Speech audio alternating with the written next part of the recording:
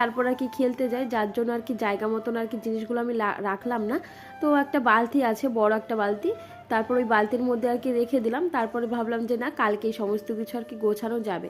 তারপর ওইদিকে দেখো বারবার এসে আমাকে বলছে নাও নাও, তারপর আমি হাতটা ধুয়ে আর কি খেলাম। তো আর আমার না সসটা খেতে এতই আর কি ভালো লাগে, আমি শুধু শুধু মাঝে মধ্যে আর কি সসটা খেয়ে নিই। ও অবশ্য খেতে চায় না, আমি বিশ্বাস করবে না, সস এতটা আর কি ভালো খাই, মানে সব কিছুর সঙ্গে আমি কি সস খাই, শুধু ভাতটা বোধহয় বাদে।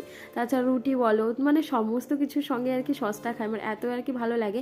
বিশেষ করে তোমার এই কিষান সসটা আমার তো খুবই ভালো লাগে। তারপর দেখো ও আর কি ও এনে দিল, আর আমি ওর কাছ থেকে সবকটা আর কি নিয়ে বসে গেলাম খাওয়ার জন্য। তারপর ওকে আর কি সস দিয়ে আমিও একটু খেয়ে দেখছিলাম, আর ওকেও বলছিলাম যে একটু খেয়ে দেখো, দেখো ভালো লাগবে। ও বললো যে না ঠিক আছে, ভালোই আর কি লাগছে, তাই ওকে আর কি দিয়ে একটু টেস্ট করালাম যে দেখো আর কি কেমন লাগে। আর জানো তো সত্যি কথা বলতে, আমি আমার হাজবেন্ডকে ছাড়া কোনো কিছু আর কি খেতে চায় না, ও তাই। অফিসেও যদি মাঝে মধ্যে ভালো কিছু খাবার খায় না, ও বারবার করে ফোন করে